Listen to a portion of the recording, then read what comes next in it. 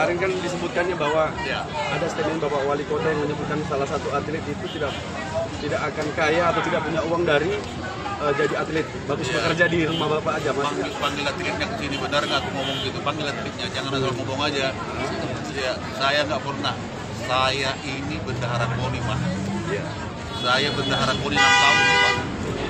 Saya bendahara gulat nasional, saya pendukung asli. Ya, lihat searching di latar belakang saya, pengalaman saya di KONI 8 tahun. Saya bendahara gulat nasional saya, jadi saya pencinta atlet. Jangan tolak belakang berita. Berarti itu tidak benar statement Ronald tadi malam ya, Pak? Itu berarti tidak benar ya statement Ronald tadi malam? Menurut saya, ya, sangat tolak belakang. Cek di latar belakang saya bendahara KONI dan saya pengurus gulat nasional. Iya, 8 tahun loh. Karena itu, jadi kalau